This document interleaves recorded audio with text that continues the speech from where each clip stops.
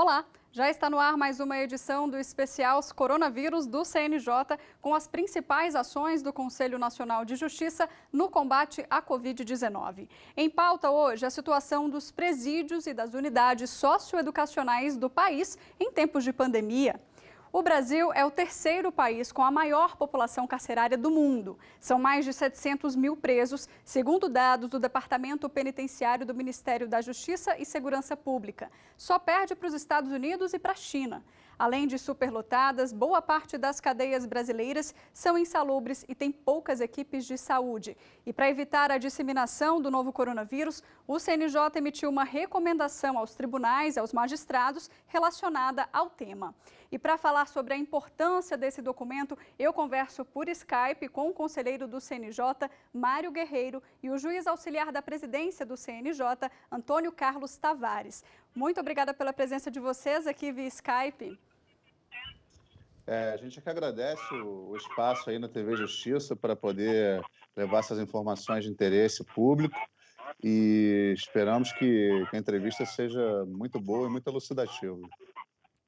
Agradeço imensamente a TV Justiça a oportunidade. Muito boa tarde. Boa tarde ao conselheiro, boa tarde às senhoras e senhores que estão nos ouvindo e nos assistindo. Bom, eu queria começar, antes da gente entrar no assunto, do documento da recomendação, para o público entender, vamos falar um pouquinho sobre o papel do Departamento de Monitoramento e Fiscalização do Sistema Carcerário, do Sistema de Execução de Medidas Socioeducativas. Simplificando, a sigla é DMF. Então, conta pra gente qual que é o papel do DMF. O Departamento de Monitoramento e Fiscalização, ele tem o papel precípuo de fazer o acompanhamento, a fiscalização e a formulação de políticas judiciárias para o sistema prisional e socioeducativo brasileiros. Então, a gente, além de acompanhar os juízos de execução penal do Brasil, o que eles vêm fazendo, que tipo de situação a gente tem nos presídios enfim, essa atividade de fiscalização rotineira, a gente também tem políticas ativas, como mutirões carcerários, programas como o Programa de Justiça Presente. Então, a gente vai levar também soluções para os estados, que são os estados e os tribunais estaduais e federais, que tratam da área de execução penal. Então, além de fiscalizar, a gente também trabalha junto com eles para encontrar soluções para melhorar o panorama do sistema carcerário brasileiro. Antônio, como é que vocês receberam essa recomendação do CNJ, publicada agora em março? Foi de extrema importância? Todo mundo encarou muito bem esse fato? O Poder Judiciário de todo o país ele se mostrou bastante solícito à recomendação 62 de 2020 do Conselho Nacional de Justiça. Nós devemos ressaltar o seguinte, que essa recomendação serve para nortear os magistrados quanto às decisões pertinentes à execução penal e ao sistema socioeducativo. Não é a recomendação por si só uma decisão genérica a ser meramente replicada pelos juízes país afora. A recomendação ela reforça o poder de decisão de cada magistrado na forma do artigo 93, inciso 9 da Constituição. A liberdade institucional ela é plena desde que fundamentada.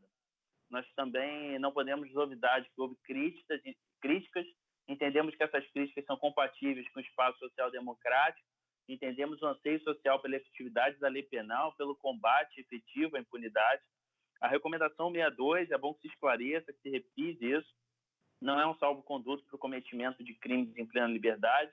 Nós estamos diante de um fenômeno de saúde pública mundial pelo qual a população encarcerada é um alvo primordial do vírus, seja pelo confinamento, pelas condições ruins de saúde dos presos, condições sanitárias das casas prisionais. O entorno das casas prisionais, muitas vezes, com sistemas de água e esgoto deficientes e sobrecarregados pela superpopulação carcerária, também nos preocupa e há uma densidade demográfica considerável nas proximidades dos presídios por todo o país. Nós temos que falar também dos elogios, isso nos deixa muito felizes. O Programa das Nações Unidas para o Desenvolvimento, o PNUD, do Sistema ONU, parceiro do CNJ no Programa Justiça Presente, indicou a recomendação 62 como prática louvável para ser replicada em países em desenvolvimento. A Comissão Interamericana de Direitos Humanos, CIDH, elogiou publicamente a recomendação, também o fez a Associação para a Prevenção à Tortura, a APT, Essas entidades que fiscalizam as prisões apoiaram, né, essa decisão.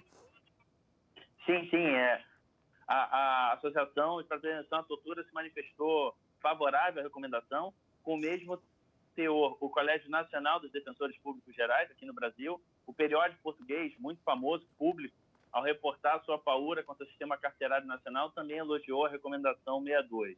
A recomendação 62, ela vem na esteira da atuação preocupada de outros países quanto à questão carcerária, valendo ressaltar as solturas temporárias diante dessa pandemia foram notadas e noticiadas em outros países como a Espanha, os Estados Unidos, a França, o Reino Unido e mesmo país autoritário, no caso do Irã.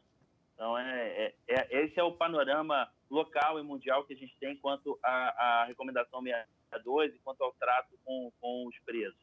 Que bom, que sirva de exemplo, né? Vamos começar aqui dividindo para a gente explicar melhor para o público, né? Porque existem recomendações voltadas para o sistema penal e para o sistema socioeducativo. Então, doutor Mário, vamos falar um pouquinho de ponto a ponto. Primeiro, as recomendações do sistema penal, né? O que ficou decidido? Nós temos vários eixos aí, vários grupos de recomendações dentro da recomendação 62.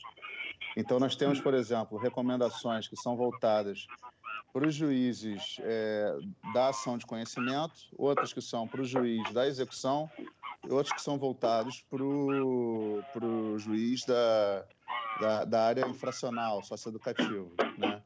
Então, no que concerne, por exemplo, aos juízes criminais em geral, que julgam as ações de conhecimento, a gente tem recomendado basicamente assim, mais critério na decretação de prisões preventivas, né? Uma tentativa de se utilizar mais as medidas cautelares alternativas à prisão, também que sejam revistas, né, medidas de prisão preventiva que tenham sido eventualmente decretadas à luz do novo cenário de pandemia. E, enfim, também temos recomendações aí para os juízes de execução penal, que aí são mais extensas, né? Dizem respeito, por exemplo, a saídas temporárias, progressão de regime, enfim, vários incidentes que podem ocorrer na execução penal. As visitas já estão suspensas, né, doutor? A questão das visitas é importante esclarecer, porque o sistema de execução penal ele é conduzido não só pelo judiciário, mas também pelo executivo. Na verdade, a administração do presídio cabe ao Poder Executivo, né? Então, essa questão de visitação, ela acaba caindo muito mais na atribuição da administração penitenciária.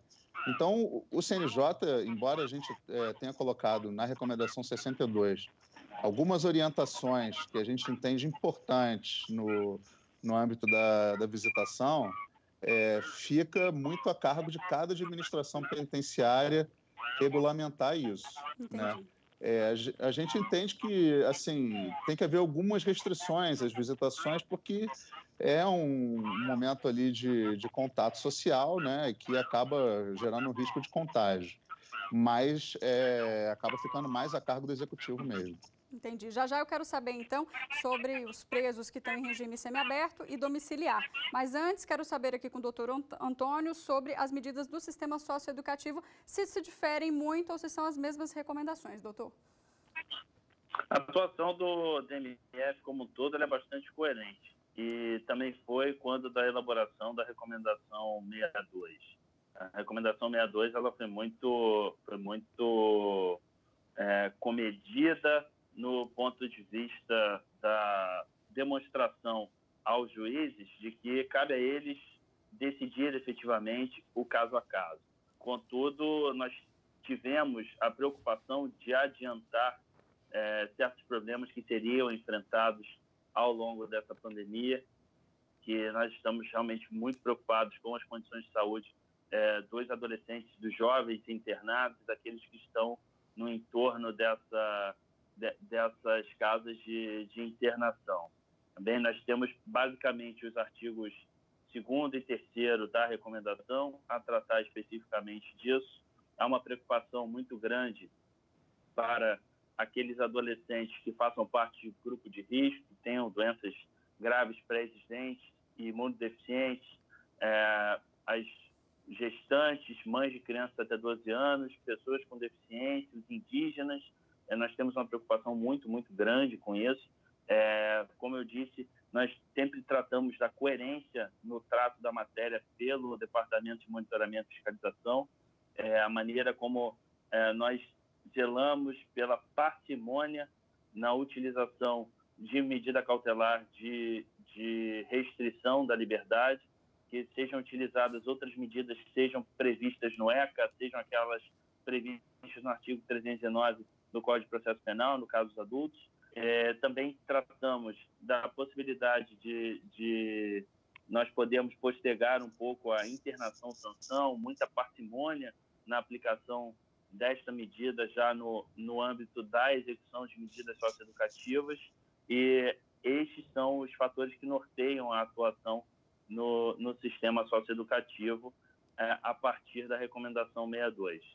Já existe algum caso suspeito dentro de algum sistema socioeducativo ou sistema prisional da Covid-19 ou ainda não há nenhum caso suspeito? Bom, nós não podemos dizer que não haja. Existe a preocupação em angariar os dados, mas essa seria ainda muito preliminar que nós falássemos efetivamente sobre dados. Aos cuidados de saúde, na medida do possível, há um diálogo institucional muito grande e nós estamos tentando tratar disso da melhor forma.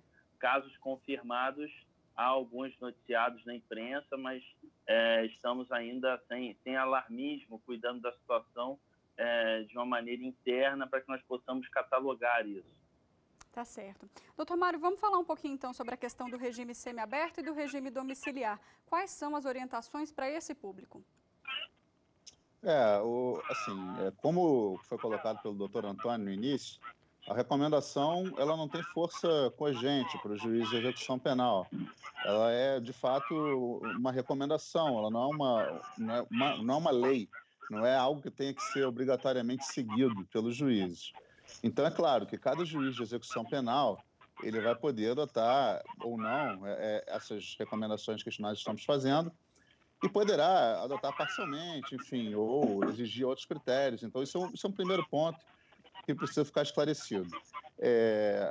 Na recomendação, nós sugerimos que certos grupos de risco, ou pessoas que efetivamente já tenham sido identificadas como contaminadas com o vírus da Covid, se elas estiverem no sistema fechado, que seja sugerida a saída antecipada para o sistema semiaberto ou aberto, né? Então, nós poderíamos ter algumas pessoas aí tendo uma progressão antecipada de regime. E quanto às pessoas que já estão no semiaberto ou aberto, aí a indicação de colocação no regime de prisão domiciliar, até para que essas pessoas possam, né, se tratar adequadamente em casa e fazer o isolamento social sem o risco de contaminação de outras pessoas no ambiente prisional. Mas como foi colocado aqui, são recomendações. Então, cada juiz de execução penal vai avaliar no seu contexto quanto disso é possível fazer, né, quais vão ser os requisitos que vão ser exigidos, enfim. Essas normas nós entendemos que são boas práticas, né, mas nós contamos aí, claro, com a participação de cada juiz de execução penal do Brasil. Doutor Mário, é interessante também a gente falar que no momento que esses presos são, enfim, vão para o regime semiaberto ou vão para a prisão domiciliar, a gente já tem casos de uso de tornozeleira eletrônica, que é um sistema também de monitoramento. Só para a gente esclarecer para o público que não é simplesmente vai para casa e fica em casa, né? Existe um controle externo.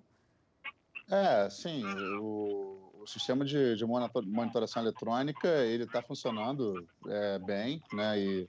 E essas pessoas todas que são colocadas em prisão domiciliar, via de regra, elas vão com essa monitoração, né? Então, os órgãos de segurança pública, eles têm controle da circulação dessas pessoas, onde elas estão em tempo real.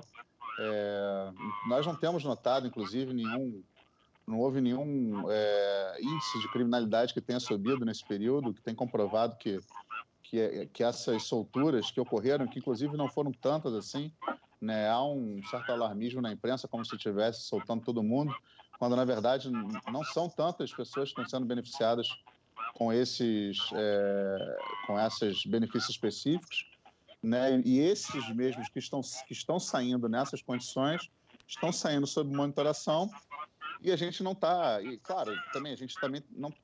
Aí fica bem ressaltado para os juízes de execução penal também, que não é para soltar, por exemplo, presos faccionados, né, presos que praticaram crimes graves, enfim. Aí é uma avaliação de cada juiz de execução penal, até onde vai poder aplicar essa regra ou não. Né? A nossa ideia é mais de liberar vagas nos presídios de criminosos de menor potencial ofensivo, né? Que não vão impactar grande coisa nos índices de criminalidade do Brasil. Concorda, doutor Antônio? Seu comentário, por favor. Sim, concordo, sem dúvida, inclusive levando para o ambiente socioeducativo o habeas corpus 143.988, originário do Espírito Santo. O Supremo Tribunal Federal decidiu de modo a que o patamar de 119% fosse observado como um mínimo digno diante do estado de coisas inconstitucional para o sistema socioeducativo que ali foi considerado, de modo que foi replicada essa decisão para outras unidades da federação. Houve, de fato, uma retomada de liberdade ambulatorial por um número bastante expressivo de jovens até 21 anos, adolescentes, de jovens até 21 anos, e, como disse o conselheiro Mário Guerreiro, não houve um incremento substancial nos índices de criminalidade em todo o território nacional, sobretudo nessas unidades da federação específica. É bom a gente esclarecer isso, né? Eu queria falar um pouquinho também sobre essa questão em outros países. A gente sabe que a pandemia chegou em vários países, né? Que a gente, enfim, incontáveis países já estão contaminados. Vocês têm relatos de como outros sistemas carcerários lidaram com essa realidade? A gente sabe que muitos países adotaram medidas semelhantes à do Brasil, desencarceramento, alguns em proporções muito maiores, como, por exemplo, o Irã. O Irã soltou uma quantidade imensa, principalmente de presos políticos. O próprio Estados Unidos, que é um país conhecido por ter um sistema penal bastante rigoroso, também adotou medidas de desencarcerar presos de menor potencial ofensivo. A França também adotou medidas semelhantes. Então, assim, veja que em várias regiões do mundo, medidas semelhantes foram adotadas, né? E o que mostra que há uma certa uniformidade de tratamento do tema. Ou seja, não é, como se diz, uma jabuticaba, né? Não é uma coisa que foi inventada aqui no Brasil. Não, isso vem sendo feito no mundo todo. E tanto é assim que, como o doutor Antônio ressaltou,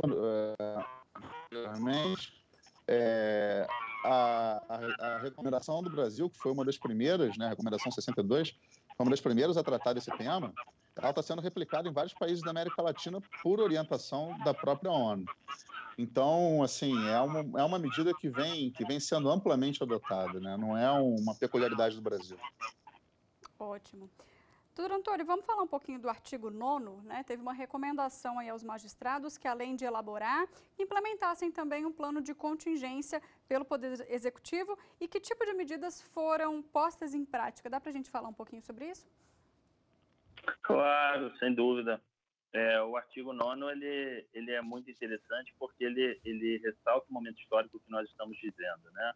É um momento histórico em que, lá na Faculdade de Direito, a gente aprende tanto que o operador do direito, ele sempre atua em conformidade com o avanço social, né? A sociedade vai avançando, ela vai singrando aí novos mares de desenvolvimento e o direito vai ali a reboque disso, regulando essa vida em sociedade. Estamos diante de um fenômeno social em que muitas vezes nós temos de nos antecipar aos fatos, né? Nem a maneira como a sociedade reage aos fatos.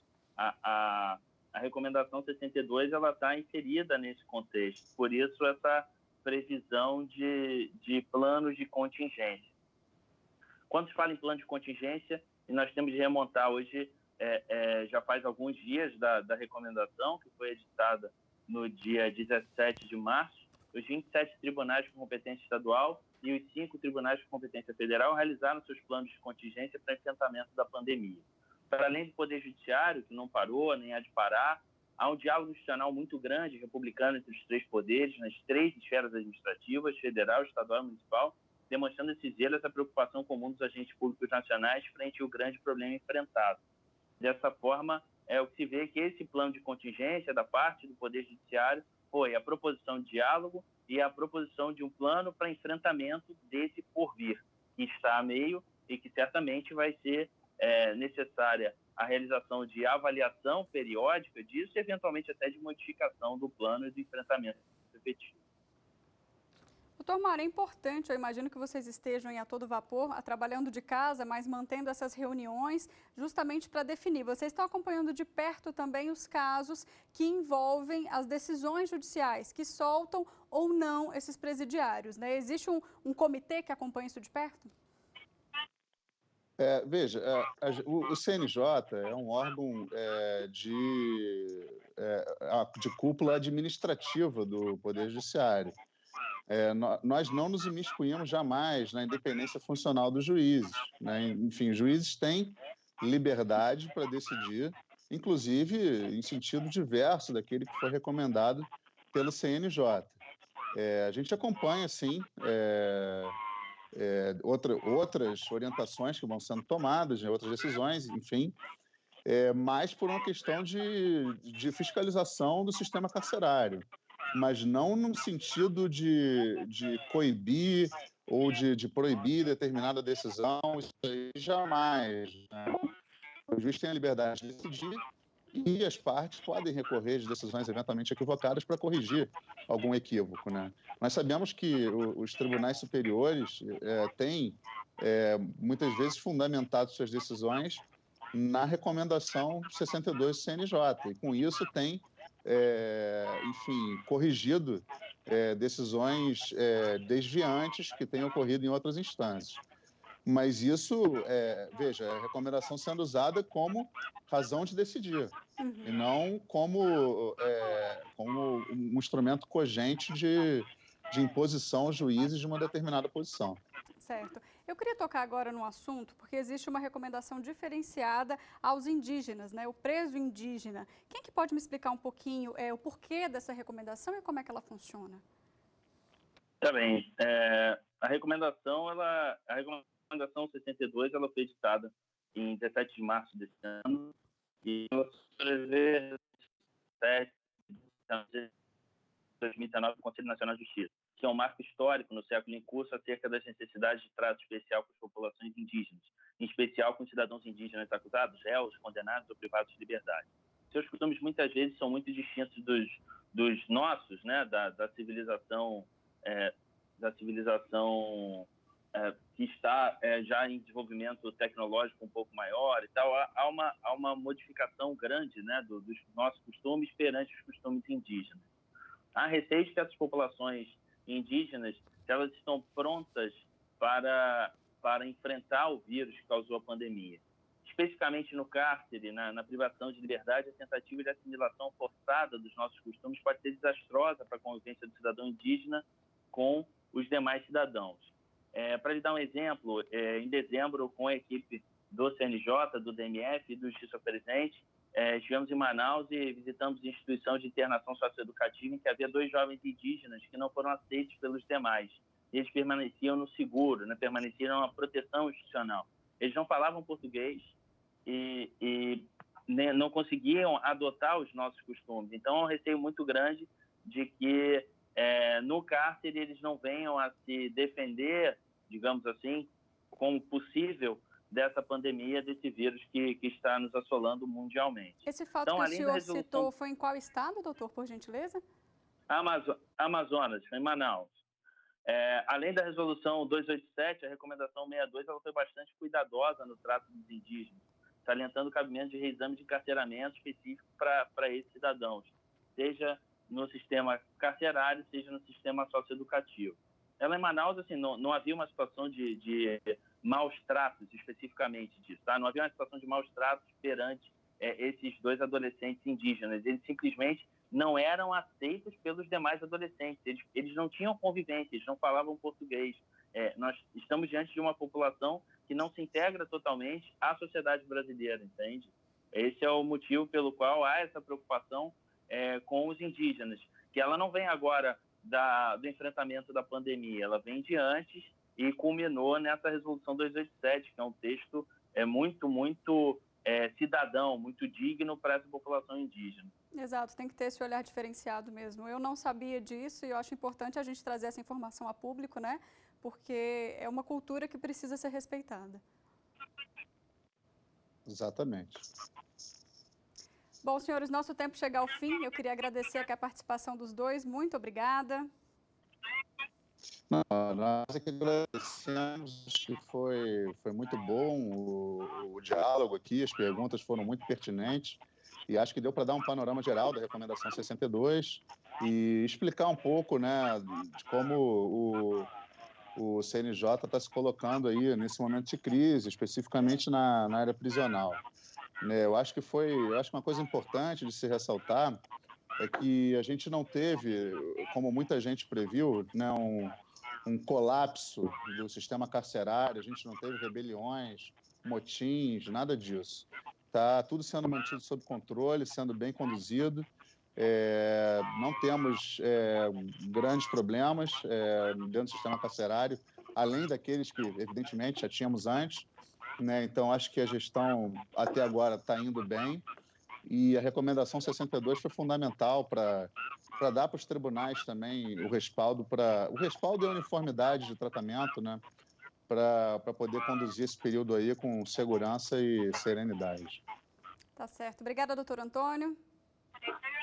Para além do que o conselheiro Mário Guerreiro disse, e não poderia expressar em palavras melhores do que foi falado, gostaria de dizer que os magistrados e os servidores do Poder Judiciário em todo o Brasil seguem trabalhando de maneira firme, de maneira perene, de maneira denodada diante dessa pandemia que nós enfrentamos. Gostaria de dar um abraço em todo o pessoal do Poder Judiciário que segue trabalhando firmemente em todo o país e mandar um abraço também aos nossos compatriotas que se cuidem, que preservem a saúde e vamos passar como nação por essa pandemia, se Deus quiser. É isso aí, a justiça não para. Bom, a gente fica por aqui. Obrigada a você pela companhia e até a próxima edição. Tchau, tchau.